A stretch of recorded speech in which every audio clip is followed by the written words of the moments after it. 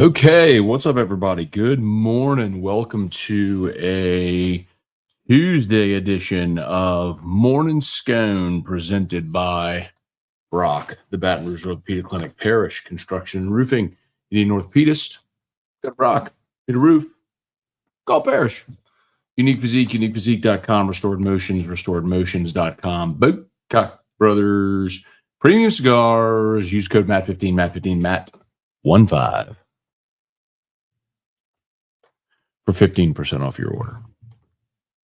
Okay. Lot to do today. I need to lace up my sneaks while we talk.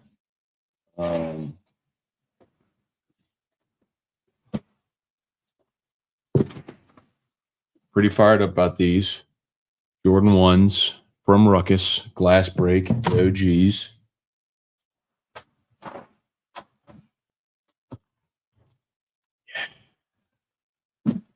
Anyway, need to lace them up while we talk, so we'll do that here today. Thanks for hanging out. So Brian Kelly met with reporters. They came with orange laces now. I kind of like the orange laces better than the black, not going to lie to you. I kind of like the orange laces better than the black. We'll stick with the black today, though. I do like the orange laces better than the black. Anyway. So Brian Kelly met with reporters. Locked on LSU is live. Check it out. Went through some of what you need to know. Of consequence, because everyone was asking about Nussmeier, I asked Brian Kelly. Nuss is fine. Just the pitch count thing. They're keeping his reps limited. And I don't blame him. There's no reason. You said install was done. There's no reason for him to be out there throwing. They track all of his throws to make sure that his arm doesn't get overworked. Fine by me. I trust that training staff. They've kept this team exceptionally healthy throughout fall camp. So awesome.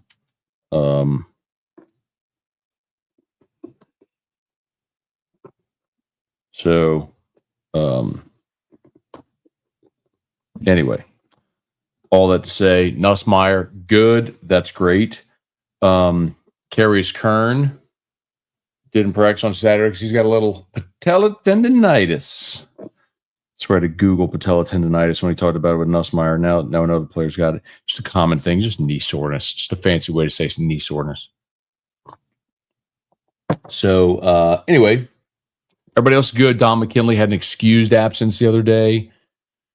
And they're off and running. I hope you enjoy today's Locked On LSU because and I really want you to go, even if you're an everydayer at Locked On, thank you. Like I know Thomas is, and to all of you who are, appreciate it. But I really, really, really want you to go check out today's episode. If you prefer to listen, it's on podcast. If you want to watch, it's on YouTube. But I did a little bit of a deep dive for this Locked On episode into Clemson's defensive line. And I think we might just be overhyping Clemson's defensive line a smidge. And sometimes numbers don't always tell the whole story. And I think they've got some terrific talent on that line. But as a unit, I think we might be giving them a little more respect than they deserve. Again, that does not erase the very legitimate questions that we have about the LSU offensive line. However, I do think that we might be giving just a little bit too much respect to the Clemson defensive front. Go check out the Locked On LSU episode today. You'll understand what I mean, and you will be the smartest person in your friend group when you're talking about the game, especially if you're trying to go back and forth with Clemson fans. And then you can thank me later. All right. Saints cut down day. All NFL teams have to get down to 53 today. Saints began those cuts yesterday. Cam Akers cut. Kai Kroger has won the punting job. James Burnip was cut. So presumably anyway, still no starting quarterback named yet. However, from Alan Moore. So we'll just continue to wait for Mr. Moore there to grace us with his decision, hopefully sooner than later. Come on.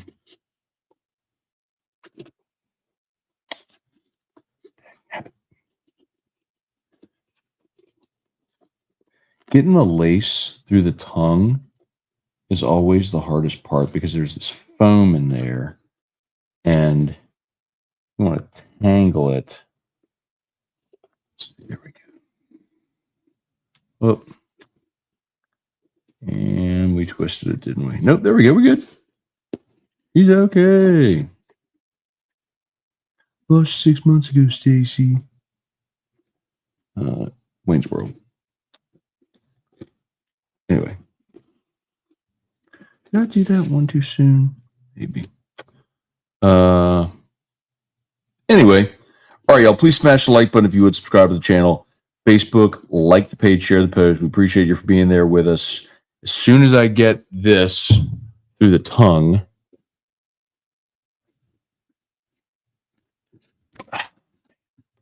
this is always the most challenging one.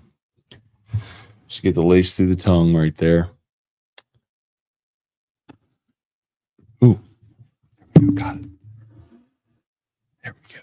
Yeah. Beautiful. Nope. Twisted it. Wait, twist it back. There we go. Got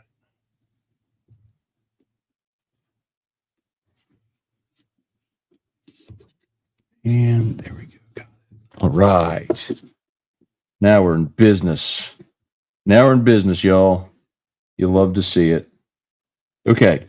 Please smash the like button, subscribe to the channel, Facebook, like the page, share the post. Appreciate y'all for hanging out with us.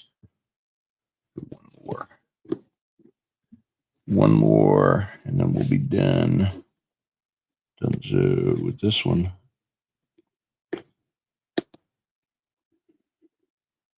All right, and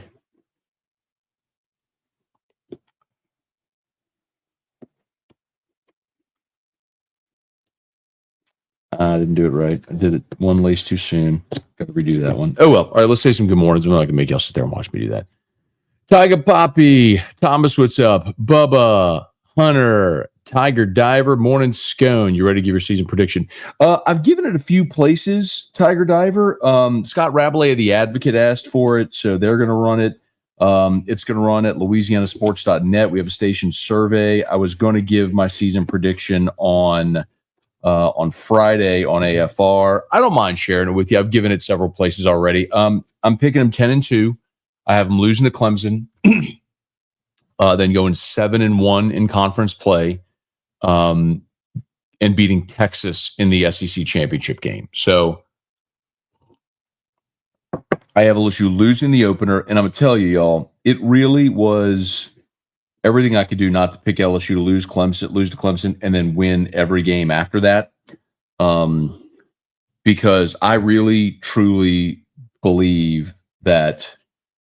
Like this isn't Homer LSU guy. I think my only hesitation on this Clemson game is the fact that it's a true road game in week 1 with so many new players. It's like that's my hesitation. If it were in Baton Rouge or a neutral site, or if it were like look at like Michigan, Oklahoma. They both get a layup in week 1, and then they play each other week 2. Think back to 2019 LSU, y'all. Think back to 2019 LSU. 2019 LSU opened up against Georgia State, or one of them. I don't remember which one. Georgia State. I never remember if it's Georgia State or Georgia Southern, whatever. The team where LSU threw for a bajillion touchdown, and we're like, are they actually good on offense? Like, wait, like, are we going to be good on offense? And then they went to Texas and scored 40 and won that game. But having the game the week prior, just a little tune-up, I think really helped. How much different is that season? Is the Texas game different if you don't have the week 1 matchup first? I don't know. Maybe. Maybe not. Maybe still win it. It was a close game. You had a couple of red zone possessions early where that game could have turned. Who knows how that would have gone, but I'm glad it played out the way it did. You had a forever moment with Justin Jefferson. Burrow to Jefferson was awesome. You had the 3rd and 17. Here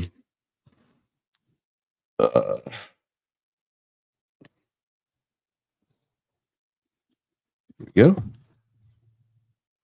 We ready. We ready. We ready. We ready.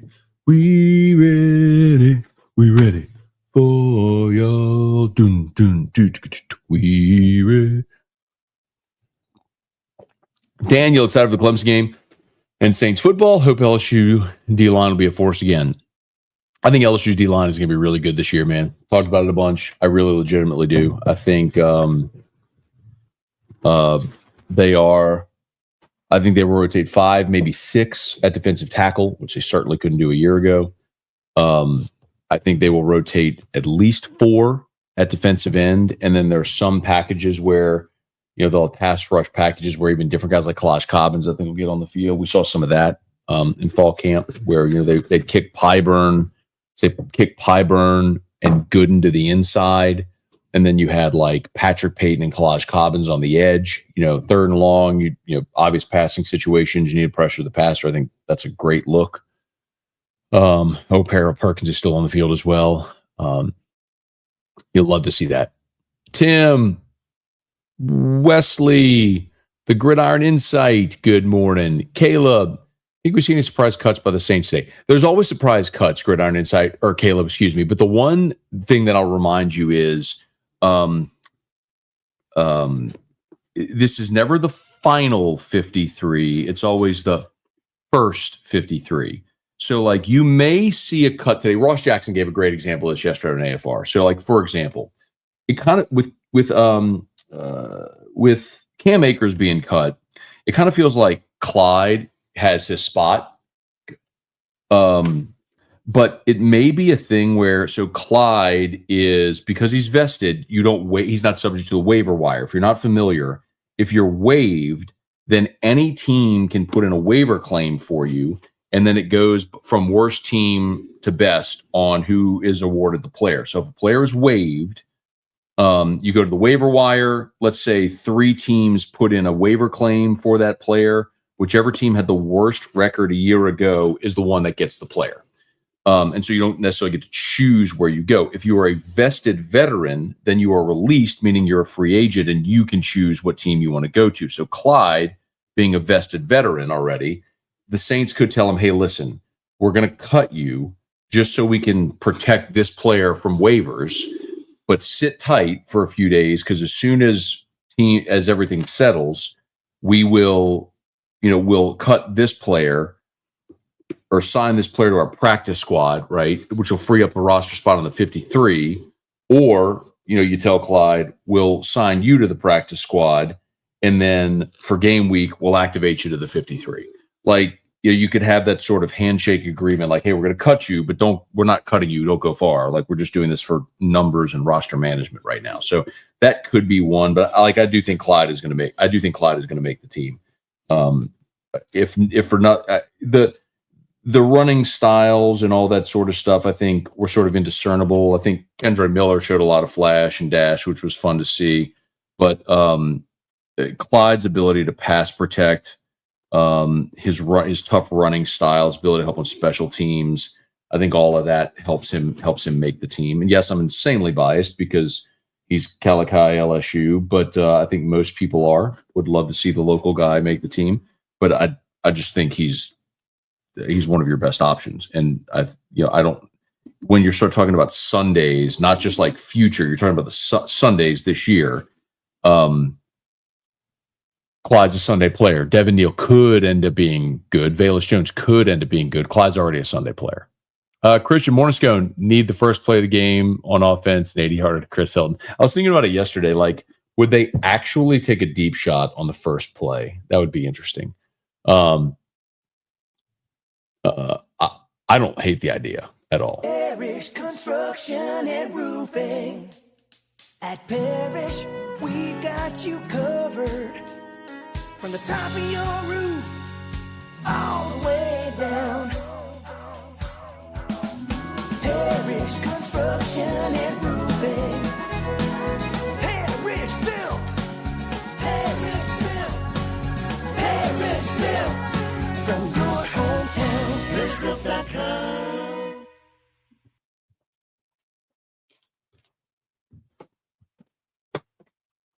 Okay. Remember, Parish Construction and Roofing, need an orthopedist, you go to Brock and Roof. You call Parish. Unique Physique, uniquephysique.com. That's semaglutide, tirzepatide, the GLP-1s, the once-a-week injections for weight loss you hear so much about. Learn more. Remember, lowest prices, never any contracts there at Unique Physique and uniquephysique.com. Okay. Got one more here. Let's see. Knock this one out the park.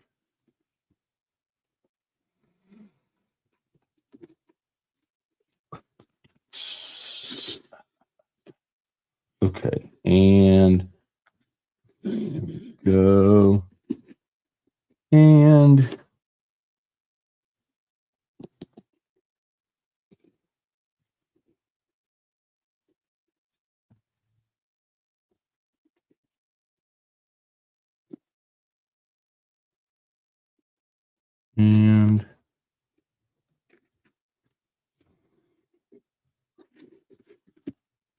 ta-da. What do we think, guys? Love. Oh. I want to show you all this, too. Big shout out. This is not paid, but I want to show you all this because I think you're going to love it. Big shout out to Section 103. So Section 103, full disclosure, did, oh gosh, I hope, Thomas, if that happens, it'd be increíble. Increíble. Section 103 did a quick ad deal on AFR to promote some of their apparel. Remember the hat? It was the white rope hat with the helmet logo on it. Awesome hat. I gave it to Oscar, the boat captain in Mexico. So I loved it so much I went and bought a new one. Section 103 did send me that hat. Will they release their polos, their golf shirts for LSU for this football season?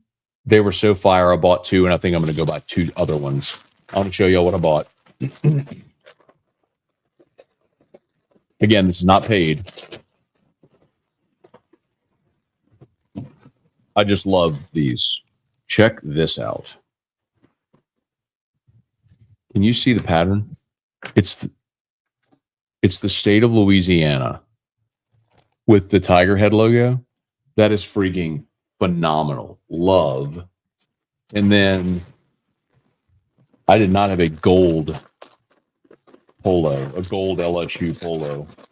I do now. Check this out.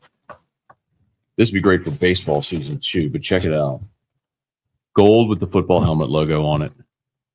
Anyway, Section 103. PSA, I do not get paid on this.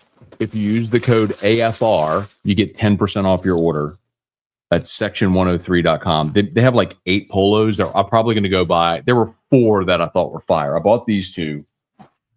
There's probably at least 2 more I'm going to go buy, but section103.com, they did an awesome job with their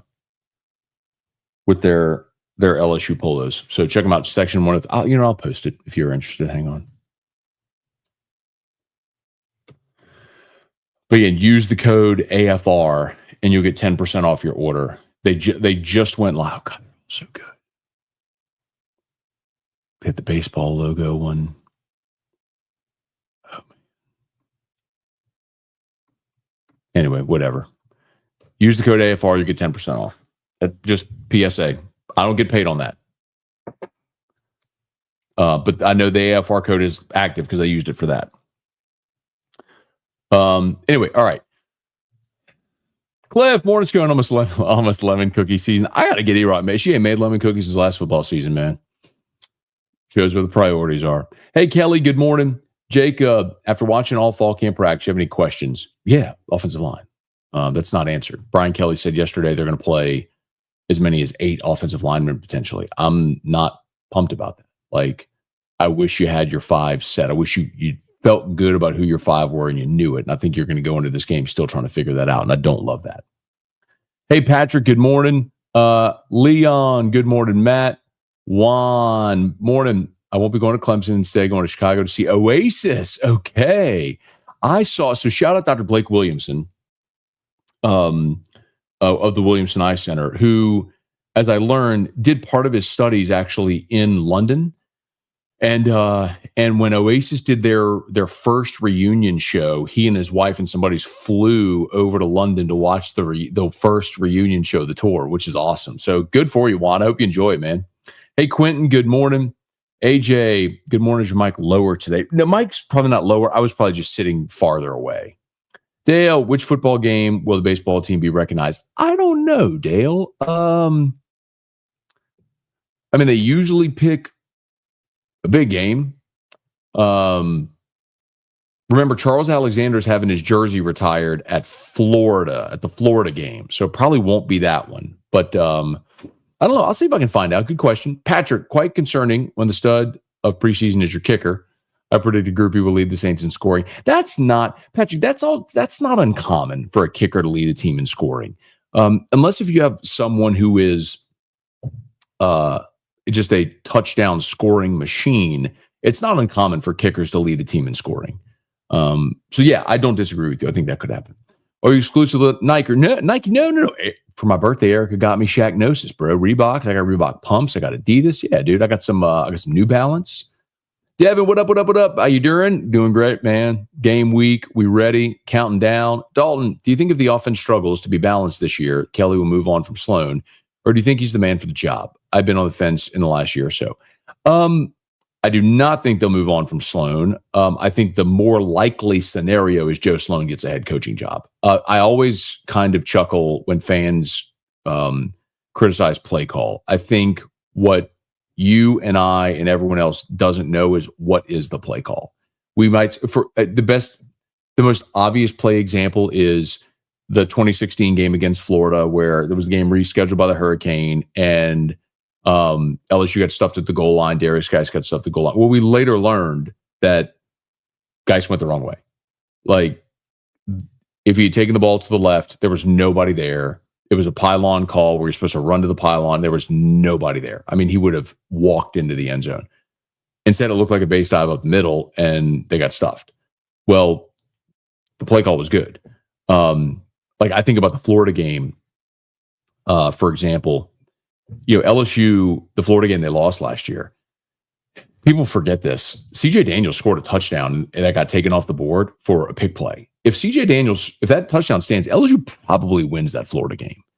How different is the conversation we're having if LSU's 9-3 last year?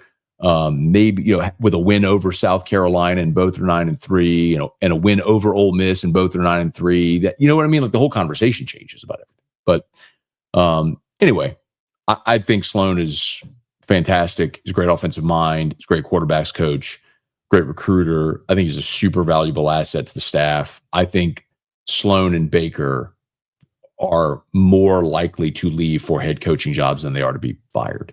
Austin, good morning. Casual fan might be wrong. I think Clemson's whole team is overhyped. Not sure returning a bunch of players from last year weren't that good isn't anything special. There's that.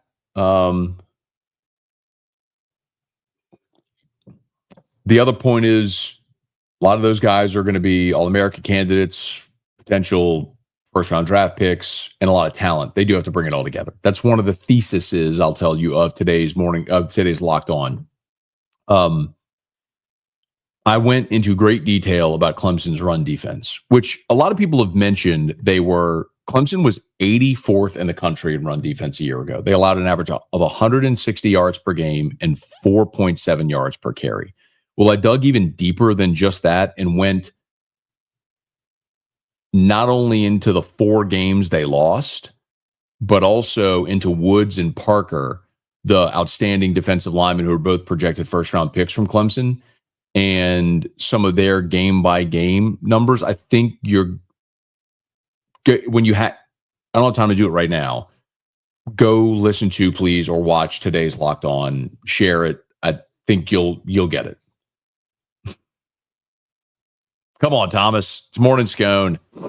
Save that for whiskey and wine. Cody Champion. It's game week. Let's go. Hey, Kelly. Good morning. Do you buy the same style Jordans over and over but different colors? So no. But the Jordan 1s, the OGs, are very common, right? Lows, mids, and highs. So that style of the Jordan 1. But no, I mean, I've got Jordan 4s and 6s and 11s, and I mean, they release all of them.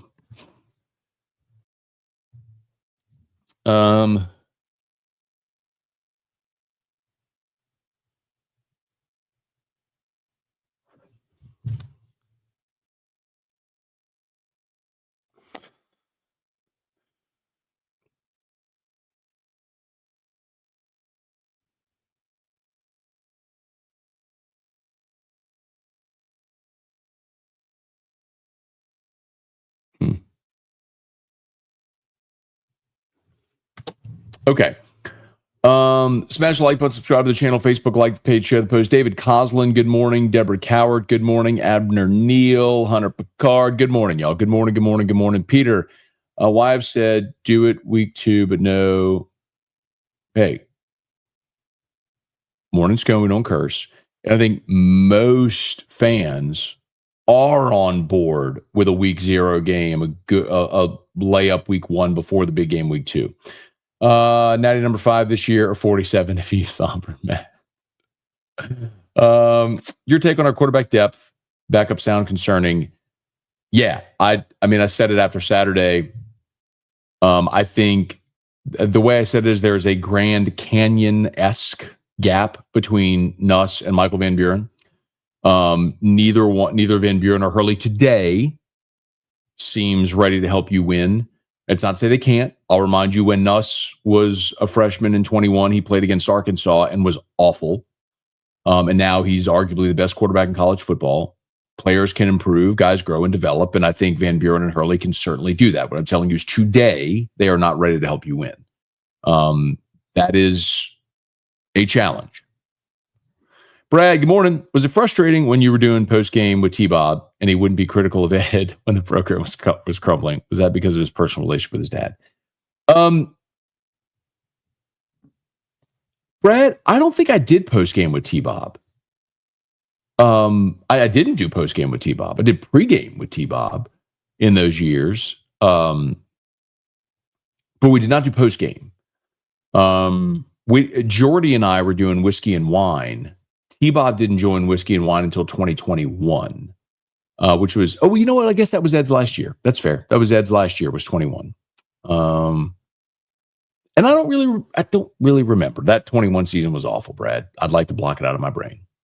Good morning, Trevor, Leslie, Henry Hayes. Good morning. What up, y'all? We are coming down the home stretch. I got to get out of here. 7:15 hard stop. Jason, let's see. Just laced him, Jason.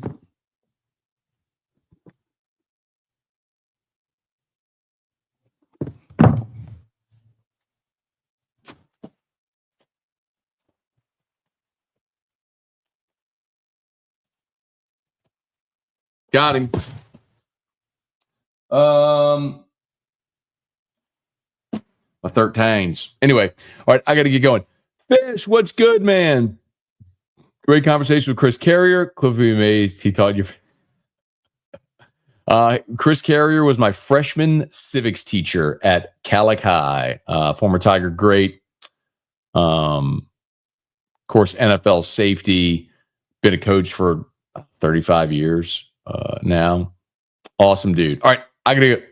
Yes, the shattered backboards. Yes, sir. I've got to shout out Terrio.